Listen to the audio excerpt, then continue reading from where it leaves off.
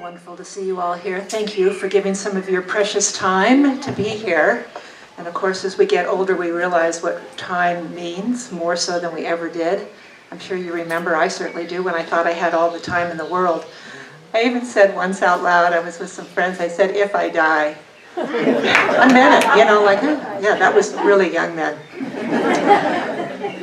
The shift in perspective from time being forever and time being short affects us in many ways, and we're going to discuss that today, through the lens of declines and expansions that come with aging. This is my current passion. So aging is a bitch if we don't see through the myth of ageism, if we toe the party line. The changes are dramatic, but actually not more dramatic than they ever were. We have just been taught to hate and fear these changes. We learned to kind of be excited about the changes when we were young. Oh goody, I've got pubic hair. Oh goody, I've got this. Oh goody, I can drive a car. Oh goody, all these things. So you know, we were excited. Now we're not excited, but it's possible. So aging is not a linear path of decline and decrepitude ending in death, as it's commonly thought of, but rather a dynamic process filled with both challenges and opportunities for the inner experiences we have always dreamed of, but youth got in the way of. Youth genetically and just the cultural experience. But before we jump into our beliefs on aging, there's so much like where they currently are with this decrepitude death thing. There's so much kind of like a poor brew of coffee, you know, a horrible cup of coffee. So I want us to kind of empty out this cup. So right now, this aging cup is filled with personal, familiar, cultural, pharmaceutical, and cosmetic industry-driven influences.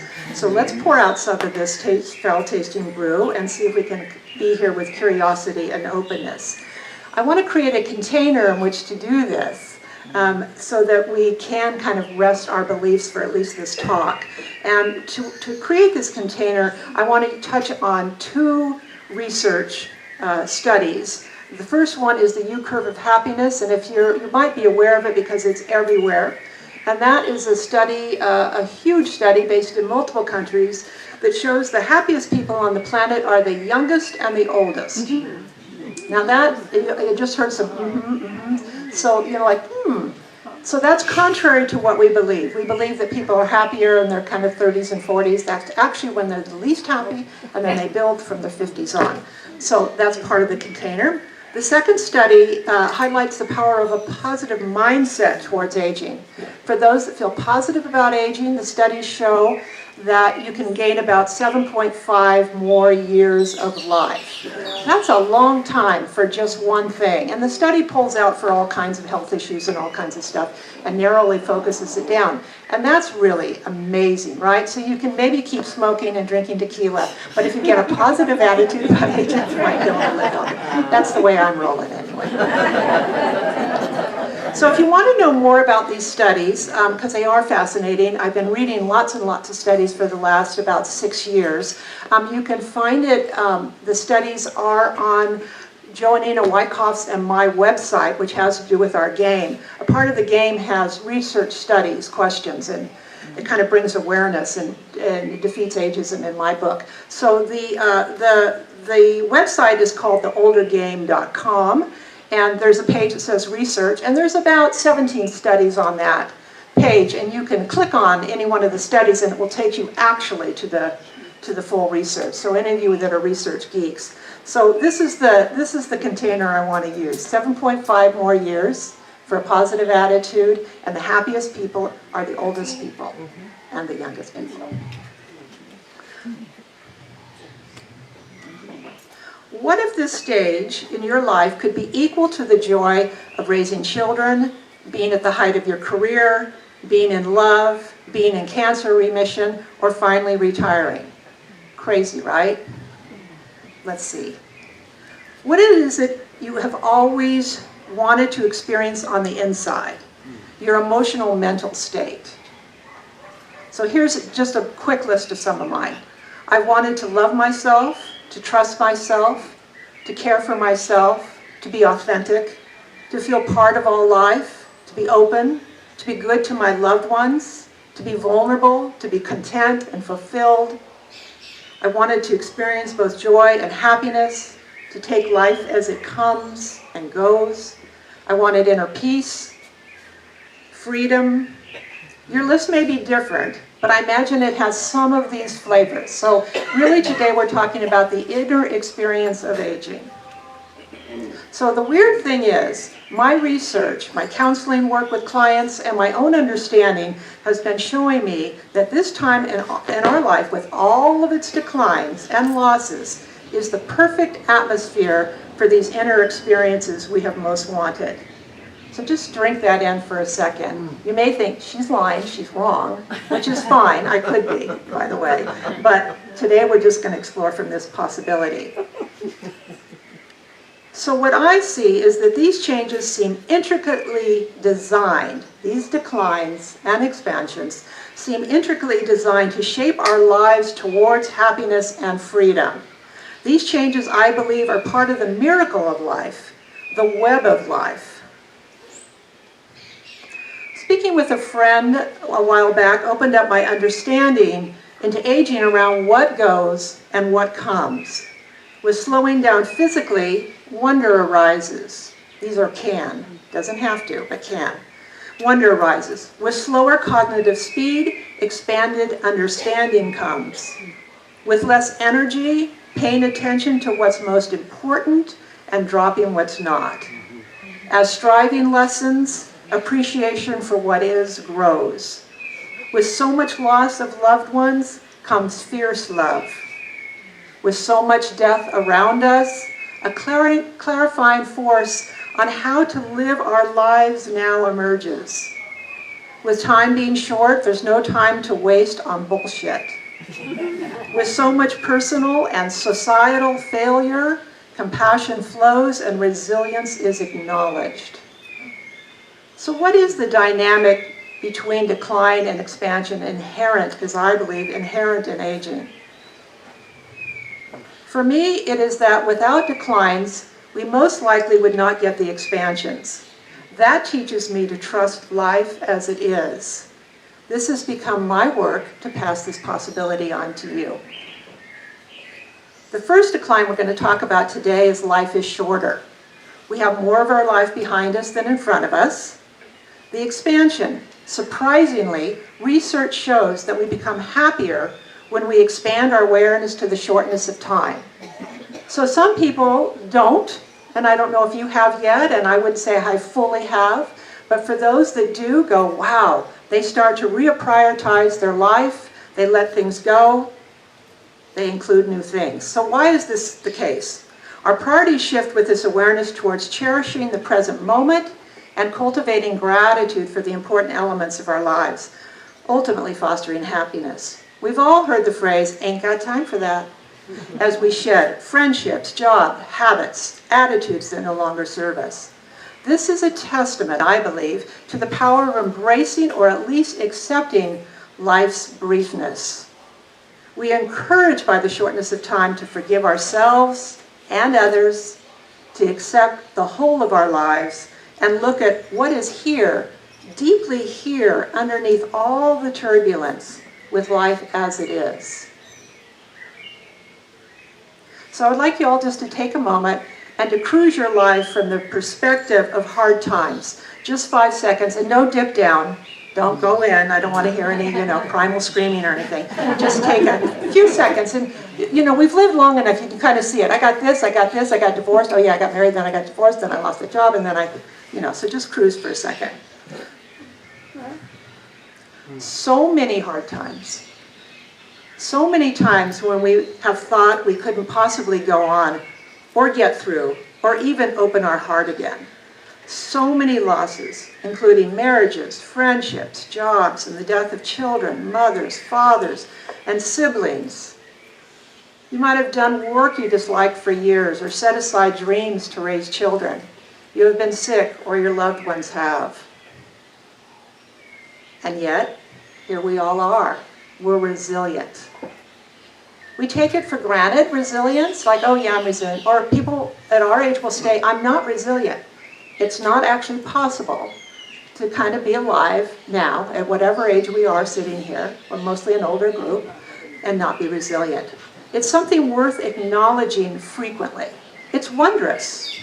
Not everyone has this miracle of living to tell the story of living to see today's sunrise. It's worth passing along. Younger people don't know this resilience in their bones the way we do. We can really share this. Resilience, I believe, is part of our nature. It's one of the gifts of being human, is you get resilience.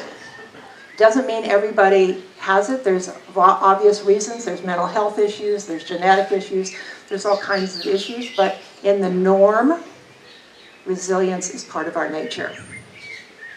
We can live through hard times and enjoy life at the same time, sometimes even in the same moment. This is noteworthy. Have you not been at a memorial and you're crying and then you walk out and you're laughing with friends and you go to lunch and there's a part of you that goes, oh my God, I can't believe I'm happy all this. And it's actually okay. We can mourn and laugh and enjoy at the same time. So before I continue, I want to gauge our perspective. So you're all going to hold up your hands, your fingers, on a scale of 0 to 10, with 0 being, no way could this be the best time of my life, and 10 being, absolutely, this top rocks. Where do you stand? So just use your fingers however you do. Oh my God, you guys aren't my right crowd. You're holding up too many fingers. What do you know that most people don't know? Thank you. So we got a lot of 10s in here. Lots. That's unusual. If you talk to most people around our age, they will say aging sucks, but it beats the alternative. It's very common. I have people tell me that maybe even once or twice a week. I'll be out and about, going into a grocery store or whatever, and hey, how you doing? Well, aging sucks, but it beats the alternative. I think we got to stop that crap. I think that's a dangerous sentence. So let's plunge into the expansions that are birthed from the natural declines that come with being human. The first ones I'm talking about today are social and emotional. After that, we'll talk about the body and then just the straight up benefits. A reminder, if we hang on to any of these declines that I'm going to be talking about in terms of the emotional, mental realm, wistfully wishing we were still young, aging does suck. I said that really clearly. I need to have a sip of water. I cracked my own self up.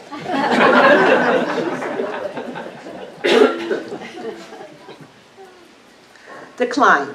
Old identities and self-perception. Expansion. With age, there's often a shift from previous self-identities and the roles we thought we should play.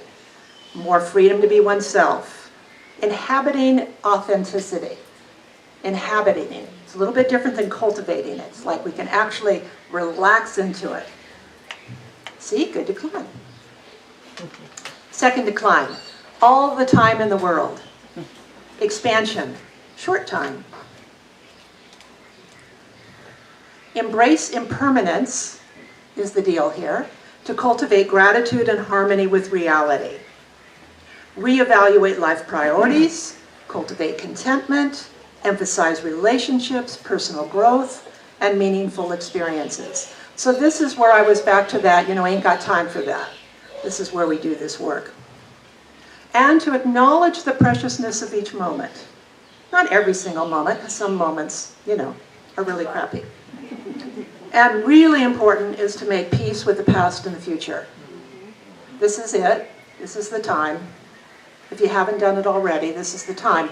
And the good news about that, at least what I see in my self-work and my work in my counseling practice, is that we're more primed to be able to deal with some of the stuff that we never could get over. And we're never really going to get over. We don't have to get over things. We live through things. And this time of our life, because we've had so many experiences and we've seen the experiences of so many people around us, we can actually kind of relax into some of this stuff or make peace with it well enough. It doesn't have to be perfect, like, oh, I don't have that anymore in my life. I'm free of that. It isn't necessary. And obviously, I think it's ridiculous. Next decline, life. Expansion. Death. Making peace with death, like the shortness of time, allows us to not be fearful. It allows us more say in what we'd like, if possible, for a good death. It lets our family and friends know what we want. It allows a mindset to live as if this was the last day. I'm sure you're talking more about that with friends, you know. I just want to live my life as if this is my last day. It allows us to clean up our lives. If we are not afraid of death, we can actually face living. We can clean up our lives, our relationships, and we can make sure we speak of love to our loved ones, to share what is important with those younger than ourselves. This is the time, if you haven't communicated to your children and grandchildren and great-grandchildren and your neighbors and your whatever, this is the time to share the pieces you're learning. We have a role. I know it's, at least in the US, it's been tampered down, that we have no value, but that in itself is bullshit. Decline. Naivety and invincibility. Belief in life's predictability, expectation of stable relationships, health and circumstances. Now, I don't think the younger generation is having the experience, but for those of us from the 40s and 50s and 60s, we really thought, hey, we're going to get the job, and then you're going to get the thing, and then you get that picket fence, and then you... And so the truth is, a lot of that stuff didn't work out. The expansion. Develop wisdom by understanding life's complexities and fragility. And that's something we can help the younger generation with, because they're experiencing it, but I don't think anybody's helping them go, this is how life is. And boy, what a relief that would be to be told that by somebody that loves us and cares for us. Life is hard. It's very hard. And gratitude for life amid the mess of life. Decline. Independence. This is the sticky wicket for most people. I haven't really met anybody in my practice or friendship or just anywhere in the world that I'm, communicating with people who say, I'm comfortable with being dependent. I'm comfortable needing help. I'm comfortable asking for help and receiving help. Almost everybody I know says, I don't want to be dependent. I don't want to lose my independence. Well, for many of us, that's just not going to turn out the way it is. So if we can, again, kind of make peace with it, we've always needed help. The truth is, we've never lived our life without help. We may feel we did it all on our own and nobody helped us and we were abandoned. But in truth, we had that teacher, that person, that first job, somebody that believed in us. Always we've been helped. So part of it is just coming into the reality of that.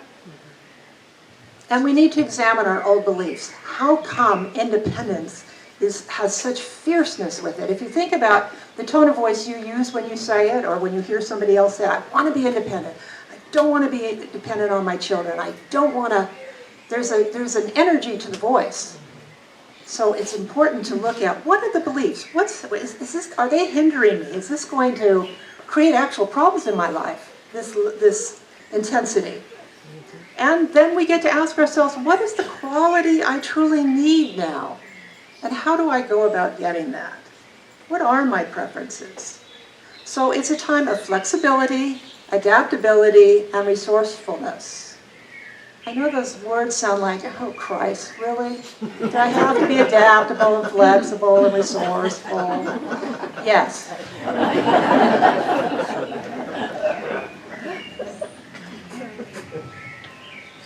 Decline. I'm putting this in the emotional category. Well, it looks like it should belong in the body, but here we go. Decline. Aging body. The anti-aging market, driven by pharmaceutical and cosmetic industries, as well as mainstream and social media, promotes a fear of aging. The global anti-aging market was estimated at US $72.5 billion in 2024, and is expected to surpass around US $121.84 billion by 2032. This market tells us that aging is a downhill decline into decrepitude unless you slather, eat right, inject, cut, supplement, exercise, and become a super ager. Expansion. Individually and communally question and kick ass to the anti-agers by discovering for ourselves what our aging life is free from ageism. This is an individual and communal experience. It's a time to shift our focus to inner strength and personal growth. It's a time to choose authenticity and resilience, like lean into it, like enjoy resilience. I made it. Oh my God, I'm here. So these next declines and expansions are all part of the aging body. And as I said, the one I just did seems like it belongs with the aging body, but you'll see. The decline, youthful appearance. Skin may become thinner, drier, and less elastic, leading to wrinkles, age spots, and arm wings. Oh, and low knees. The expansion. Break free from societal ageism and find true beauty freshly in our own looks. I don't know about you, but when I was young, I took apart my looks all the time. I never liked my neck. If somebody told me they didn't like my legs, that became a permanent. I was too fat. So there is a way to actually look in the mirror or feel into the body and say, I'm beautiful. I certainly appreciate my looks better than I ever have. I don't know about you. The other expansion is self-acceptance. Just as I'm showing, I never accepted the way I looked, the way my body was, the way it moved, the way it, whatever. Decline, sleep changes. Yeah, I hear that. Sleep patterns may change, leading to less restful sleep or insomnia. How many of us here have problems sleeping? Okay, about half, a little less than half. I hate all of you that sleep well. Expansion. Discover new ways to deeply rest and rejuvenate. So some people nap, right? Some people can cloud watch. One of the things I do is I put on a meditation when I wake up in the middle of the night to help me go back to sleep. Creativity during the day sometimes can really sponsor a more restful sleep because it feels like there's a sense of achievement or a joy in participating in something, whatever that creativity might be. It's not a particular one. So it is to go, how do I rest? How do I rejuvenate? Decline health. This is the big one. Illness, more prone to cancer, heart disease, diabetes, and dementia. This is the scary one, right? This is the one that none of us want. Expansion. Take nothing for granted. Develop appreciation for the aspects of life unaffected by illness. What about me has always been true, no matter what my circumstances. What's the same about me, you, that was true when I was 5 and is true now?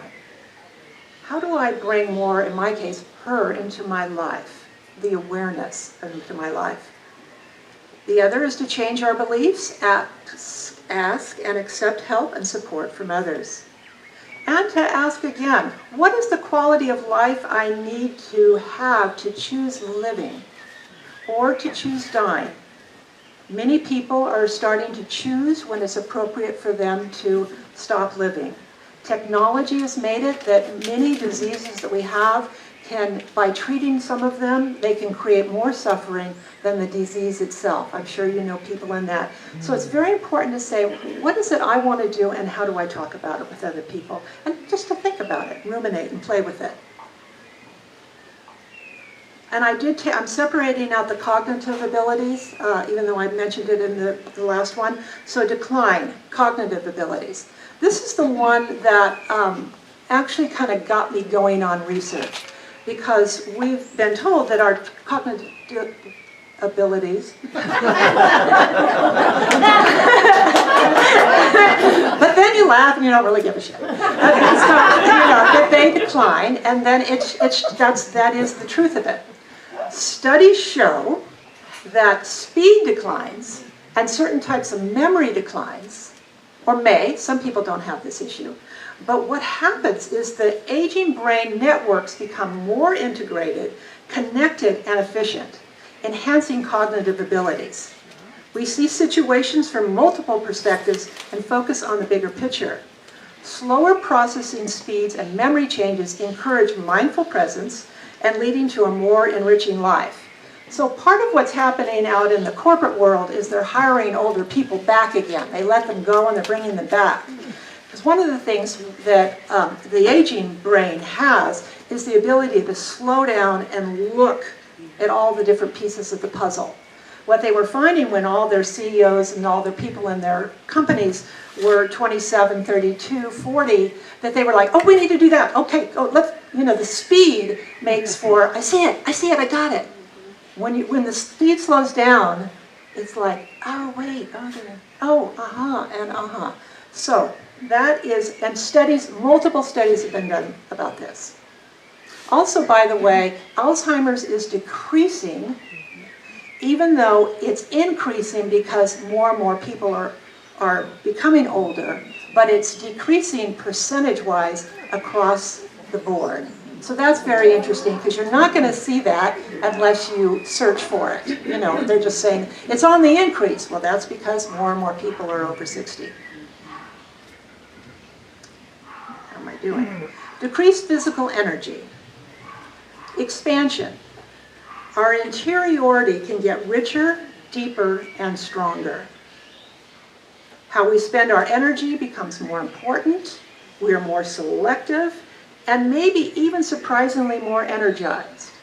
So it's an interesting, obviously I'm on fire about these declines and expansions and how they relate to each other, but I find it really interesting to talk to people that many people might say, God, I need a nap, but God, I love my life and how I'm spending and I just feel energized, but I'm tired, I'm less.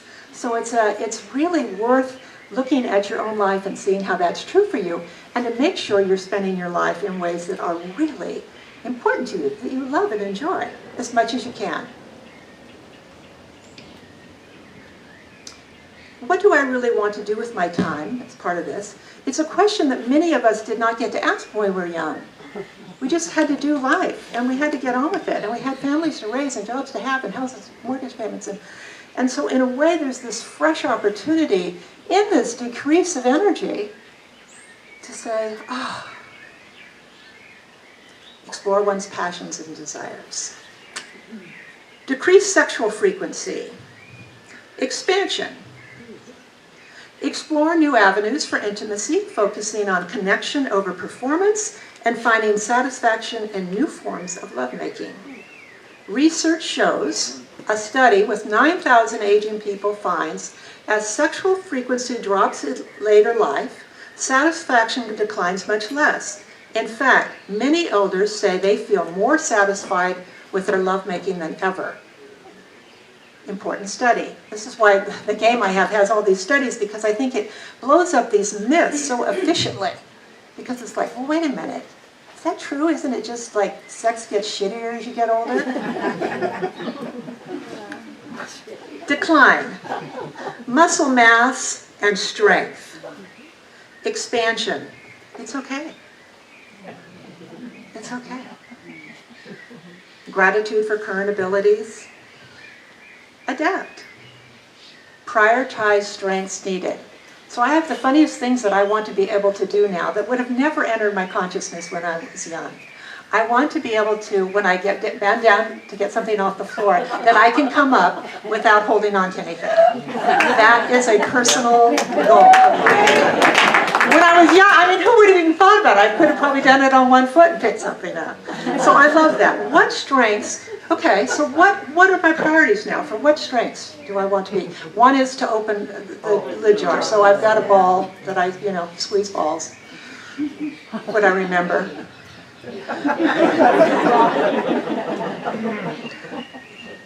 Also, strengthen resilience by asking for help when needed. Declining senses, vision acuity, night vision, taste and hearing can diminish. I hear the Expansions. Cultivate appreciation by tuning in to current sensory experiences. Might as well do that now because, I might be wearing a hearing aid next whatever and won't be able to taste strawberry pie in 6 months, so it's really like doing it now. Become a connoisseur of your senses. And again, the horrible thing of strengthen adaptability and resourcefulness. And then, we're lucky, keep on top of technology. There's so much that can help us with all of these things. I don't think there's anything for taste, but for the others. If we don't make peace with aging and death, we might find ourselves depressed, resentful, bitter, without curiosity and dreams. And you can put this through your thinking in terms of looking throughout your life, maybe your parents, maybe your grandparents, your next door neighbors. There's something we saw, many of us, with older people that really looks awful. This is part of it. Not making peace. Not knowing you could keep your dreams going. But we might find ourselves feeling separate from life, deeply lonely, even if not alone. We may find ourselves paralyzed between a wistful or negative past or an anxious future. We may be so fearful of death we don't even talk about it. So making peace with aging is very important. We may miss out on the beauty of life by taking people and situations for granted, by overlooking what is here, brief, beautiful moments and deeply sad, grief-filled moments. Life as it truly is. The goodies of aging are oftentimes innate. You don't have to do these kind of decline, expansions, letting go. They flow in. They just happen. However, to fully receive the wisdom and joy that accompanies this stage of life, it's essential to engage in reflection. To accept the impermanence of all things, to allow ourselves to flow with the inevitable losses and grief that come our way. So instead of reeling off, I have a huge long list that I've been cultivating for 6 years, maybe I've been studying all this, and instead of reeling it off to you, I asked AI to write a poem in my voice of the goodies. This is great. Here it is. Let me refresh.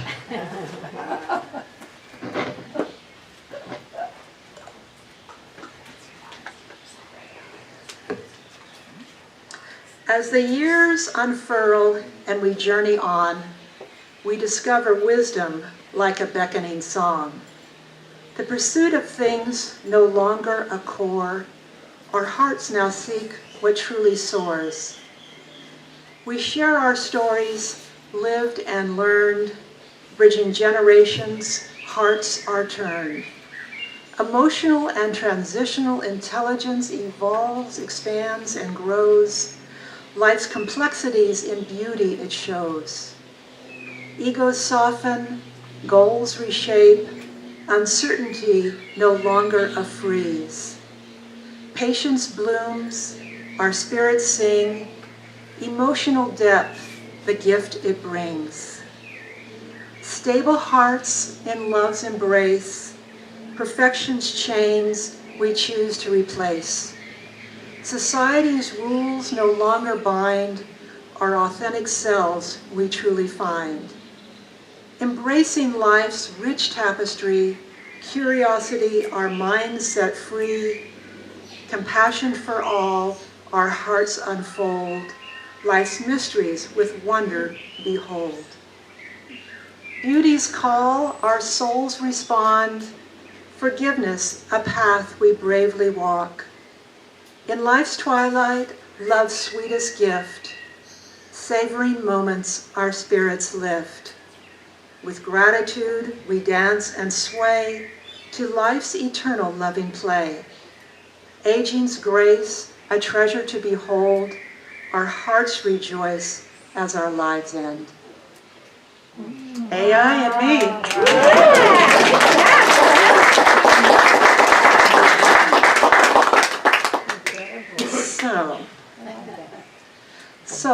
I have brought 8 of my games that Joannina Wyckoff and I co-created together. They are an inquiry game. They're an inquiry game, so they're fun in a, weird way. And they have many, as I said, they have the research and they have all kinds of great questions. And many people have reported they like playing them they want to play them with their grandchildren. And one young gal said she wanted to play with their grandparents. So anyway, they're available on Amazon. I only have 8 in this country. Joannina Wyckoff has some here, so you can also get a hold of her. So I want to end in conclusion. We have a beautiful role to play with our families and communities and to those who come after us. Together we can illuminate our world with the brilliance of our age, at home with the ever-flowing rhythm of life. May we embrace impermanence, allowing it to hold us in its fierce and tender grace. Thank you all for your presence and for being part of this conference. Thank you, everybody. Thank you so much.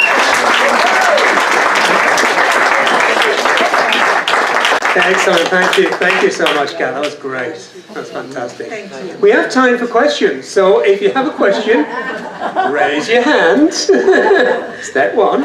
If you can stand and talk into the microphone like that, okay? Hello, Kat, and you know how much I love you. 2 things. As the person that I thought I'd never get to say this from when I was younger, I'm now older than the President of the United States. So there you go. Anyway, I truly believe everything you said. I live that, but here's what I want to know. How are you going to take this out into the world? And I think it's important that you do. I've played your game. It's such a wonderful way to open conversations with people other than saying, where did you come from and what did you have for lunch today? It's like giving you the opportunity to actually learn and love somebody. So I need you to take this into the world. Thank you. Well, I have big dreams. They're probably ridiculous, but I have them. And I just felt fascinated with this about 6 years ago. Through myself and my friends and hearing people say things that were ridiculous, including myself, I would like to be on TED Talks. I'd like to be main stage at TED someday. That's the big dream. I'd like to be around groovy people like Oprah and Maria Shriver and different people who are doing, Jane Fonda, people that are doing work on aging. And I would like to just be free to communicate on Instagram and Facebook in the ways of what I'm learning, what I'm seeing, what I'm enjoying, what I'm discovering from you all. So I'd really like to grow. I'd like to grow this. And I'm just doing it one baby step at a time. The game took 3 years to create. And I think it's a wonderful, Joannina and I, we lose money on the game, but we knew that before we made it. It's our gift. And we hope it gets to a publisher and is taken off of our hands would be the dream for that. So thank you for that question. Another question here, Ken? Hi. Hi. Okay, I'm a little self-conscious. I find at my age, I'm 68, that I have this sadness, this deep sadness about who I was and the physical abilities that are gone. And part of me knows, or I know philosophically, well, it's aging, it happens, blah, blah, blah. But deep inside, there's a sadness. Can you say something about that? Because the last 15 years of my life were the high point of my life. And a lot of that had to do with my physical abilities. So now here I am, like, okay, that's over, great. Here we go into something else, but there's still a core of sadness. I think you're just right on. I think you're just completely appropriate. I think it's very, very important to grieve our losses. And like the first decline we talked about in the social world is the decline of identities and self-perceptions. And, in this case, you loved some of your identities and your self-perception. And so to grieve it is really important. Do not bypass grieving. What I would say is to take that part where it was the high point of my life so far. So I'm so happy that this last period of time was a high point of your life.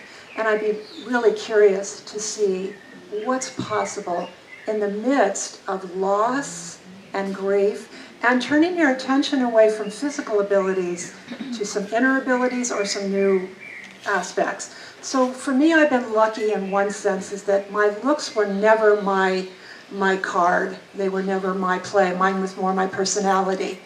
So the people that their looks were their go-to, they really hit this aging and grieve tremendously, and not sure how to be in the world without their looks being front and center. For some, it's, it's all kinds of things. So anyway, I really appreciate your grief, and it's important. Okay, we have another one here. Well, I used to live in very fast-paced, doing so many things, trying to save time. I moved to Mexico. Now I'm perfectioning procrastination. Applying that I'm Mexican, and there is always mañana. I got one of you game. Great, thank you. Yeah, procrastination. I saw a short video this morning on laziness. Somebody wrote a book about it. It's like, get over it, it's fine to relax and not know, and to just enjoy and be in the moment. I mean, really, being in the moment is one of the most important things in life. So, thank you. Another question here? Hello, Kat. I Hello. took notes today, Oh, but you said a heck of a lot of important stuff. I'd like to share your presentation with others. Is your presentation that you gave today online, or it can be seen? Because I hate to say it, I probably forgot a few things. it was dense. I know it was really, really dense. It will be available on the Open Circle website within a few days. We'll also, as you can see, this gentleman over here is filming. I'm also making a piece that I will put on my website, and that maybe we'll even substitute it out for this film. We'll see what happens. But I know I was really rich, dense. Also, when you watch, Loretta Downs is the one that shared this, when you watch the videos, you can, the transcript, you click, what is it, you touch on one of the three little buttons, little dots, and it'll show you if you want to see the transcript. So that way you don't have to listen to everything, you can just shoot through it and, take whatever more notes you might want to take. Thank you. Thank you for appreciating this. I appreciate that so much. That's why I'm here. Brilliant, thank you. I think you've already succeeded. Anything else is going to be frosting on your cake. But at this very moment, I have 7 friends who are in treatment for cancer. One's in hospice. And I'm about to turn 75 and and I've studied dying for a long time, very carefully thought out decisions about what I'm going to do when the point of aging is not full of well-being anymore. And I'd like your thoughts on that, since. Well, as you know, in particular, Loretta, you know my feelings. So I have a lot of dementia in my family. It's, wiping my siblings out, my mother and my aunt, and I'm the youngest by 10 years, so I have this space of time. And it's awful, horrible. It also has allowed me, because this all began many years ago, to start to take a look at the very questions you're asking. Is there a time in my life where I may say the quality of life is not what I consider worth living? This is a very individual perspective. My perspective is, if I am to get dementia, I would like to take my own life. And I've put things in place and to be able to do that, and I have support from people, and I've enlisted. So it's a very personal thing to not think about it. A number of people, and it's particularly men, will say, I don't want to talk about it. Almost as if it will make it happen. If I talk about my dying, if I share this with my family, if I look at, a friend of mine recently, he said, we were talking about aging and dying, and he said, I haven't put any of my stuff together, but I got lots of time. And I said, oh, how old are you? He said, I'm 82. I said, no, you don't.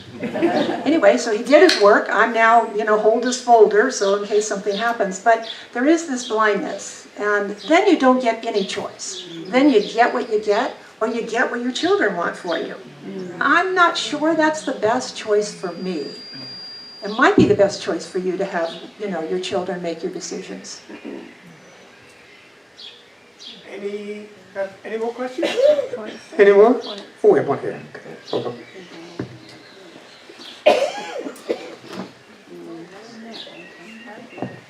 It's not really a question, it's just in my own personal experience, I'm now writing my book.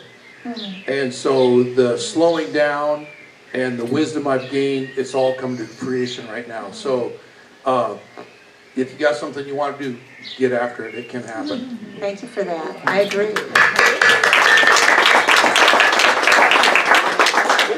Another one?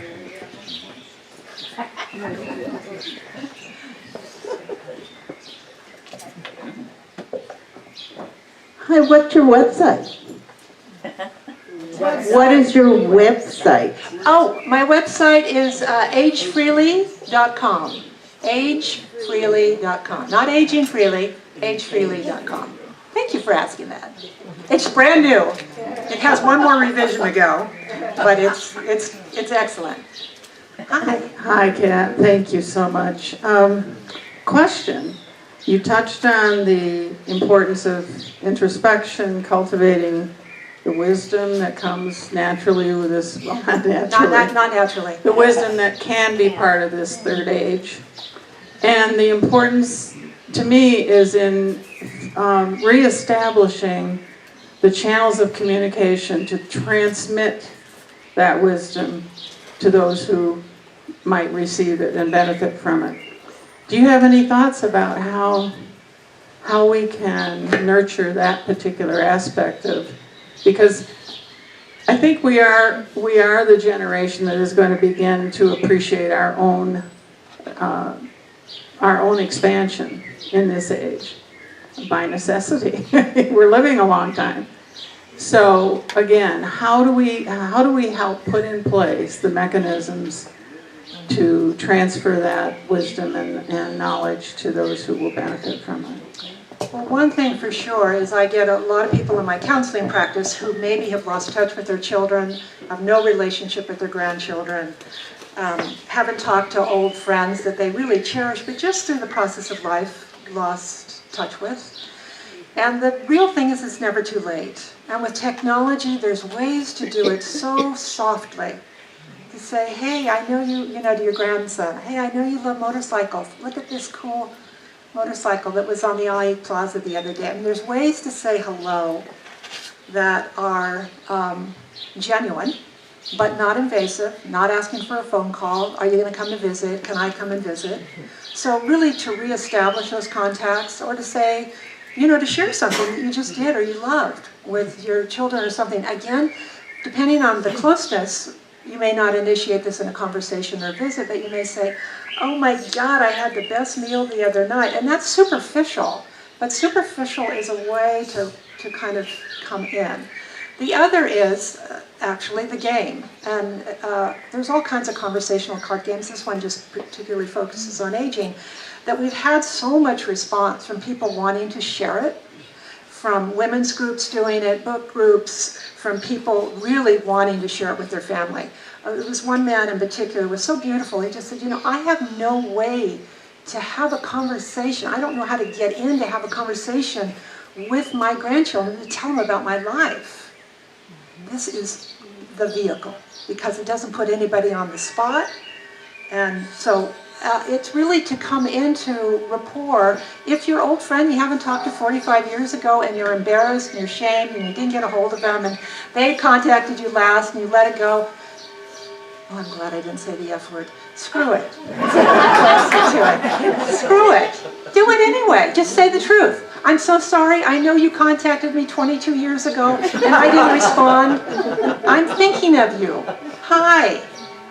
So we can do that, and then to share, you know, what we're learning with each other, right? So there's that, just with each other, like, oh my God, I'm learning, or I am more relaxed. Or, you know, my childhood trauma is still here, and I see that almost everybody has something. And I realize that, and I can live with this. That's my answers. Thank you.